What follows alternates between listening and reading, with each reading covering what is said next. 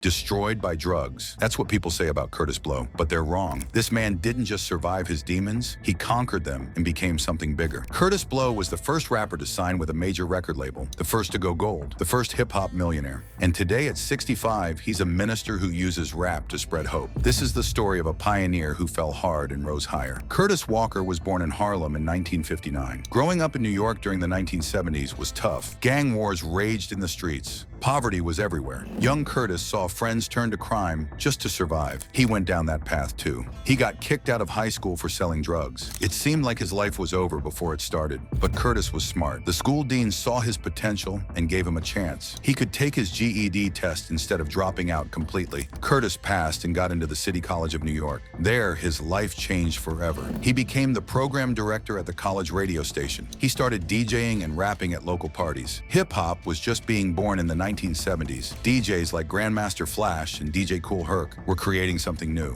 They took the breaks from funk and soul records and made them longer. Dancers called B-boys would battle to these beats. MCs would hype up the crowd with rhymes. Kurtis Blow was right in the middle of it all. He had a gift for words. His flows were smooth and his voice was powerful. Unlike other MCs who just hyped the crowd, Kurtis told stories. He treated rap like speeches with a beginning, middle, and end. His college communications degree helped him structure his rhymes, but he also had natural freestyle ability. He could adapt to any beat or crowd. In 1979, something incredible happened. Mercury Records signed Kurtis Blow. He became the first rapper ever signed to a major label. The music industry didn't believe rap would last. 22 labels turned down his first single before Mercury said yes. That song was called Christmas Rappin'. It sold over 400,000 copies and became a holiday classic. His next single changed everything. The Breaks came out in 1980 and sold over 840,000 copies. It became the first certified gold rap record ever. The song sparked what magazines called an international rap attack. Suddenly, hip-hop wasn't just a New York thing, it was spreading around the world. Kurtis Blow became hip-hop's first major celebrity. Mercury Records had offices everywhere, so he could tour internationally. At just 20 years old, he was performing in Paris, Belgium, Berlin, and Tokyo. He appeared in Sprite commercials and acted in movies. He was making millions of dollars and living like a superstar. But Kurtis was different from other rappers. He made a choice that would define his entire career. He decided to keep his music clean. No curse words, no violent lyrics. He wanted hip-hop to be something families could enjoy together, something you could play in church. He created over 200 rap songs without using any profanity. This G-rated style helped hip-hop reach mainstream audiences. Parents weren't afraid to let their kids listen. Radio stations played his songs without worry. Kurtis proved that rap could be wholesome and still be powerful. His positive message helped hip-hop gain acceptance in places it never could have reached otherwise. Kurtis was also an innovator in the studio.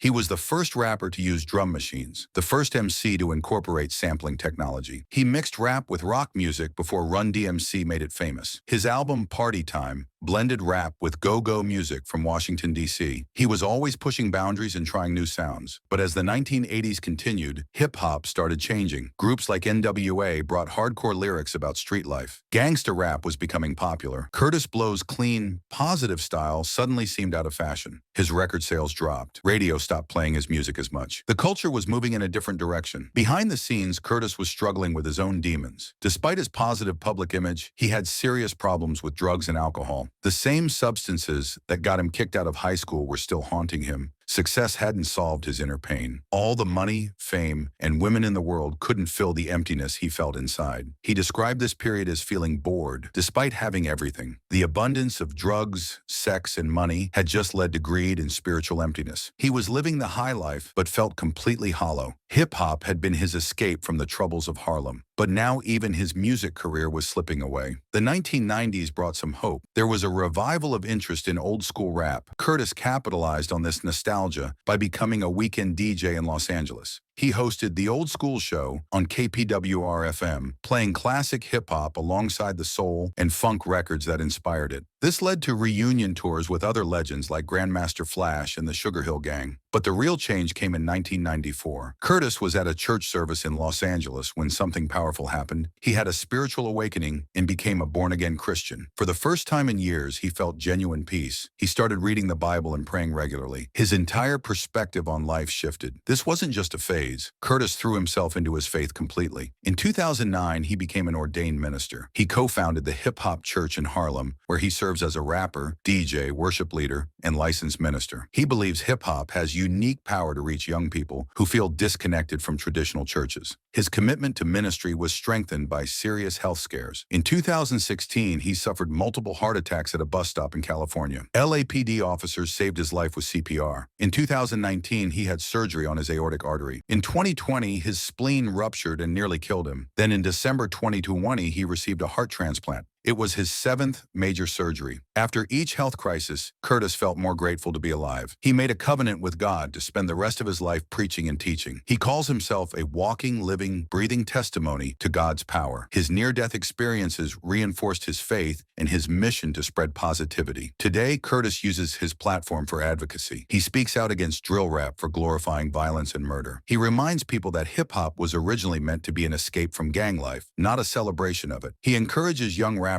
to speak life and seek spiritual guidance in a chaotic world. He's also fighting for artists' rights. Kurtis helped form the Hip Hop Artists and Entertainers Coalition to push for fair royalties and healthcare for performers. He knows how the music industry can exploit artists, especially those from poor backgrounds. He wants future generations to avoid the financial struggles many pioneers faced. His influence on hip-hop cannot be overstated. He mentored Joseph Run Simmons of Run DMC, who was even billed as the son of Kurtis Blow early in his career. He produced songs for the Fat Boys, Full Force, and Wyclef Jean. His success gave Russell Simmons the credibility to build Def Jam Recordings. Every rapper who followed owes something to his pioneering efforts. In 2009, Kurtis received the Hip Hop Icon Award at the BET Hip Hop Awards. In 1996, he was featured in the Rock and Roll Hall of Fame's Hip Hop display. His song inspired NASA's hit If I Ruled the World, which went double platinum. Even today, his influence echoes through the culture he helped create. Kurtis serves as chairman of the Universal Hip Hop Museum, being built in the Bronx. He sees this as crucial for preserving hip-hop's history and educating future generations. The museum will use technology to create experiences that celebrate the culture's rich heritage. His story shows that redemption is always possible. Kurtis Blow went from selling drugs in Harlem to becoming hip-hop's first superstar. He battled addiction and career decline. He nearly died multiple times from health problems, but through faith and determination, he transformed his pain into purpose. At 65, Kurtis Blow isn't just surviving, he's thriving. He's still performing, still preaching, still fighting for his community. His journey from the streets to stages to the pulpit proves that no matter how far you fall, you can always rise again. That's the real legacy of Kurtis Blow, not just as hip-hop's first millionaire, but as living proof that hope never dies.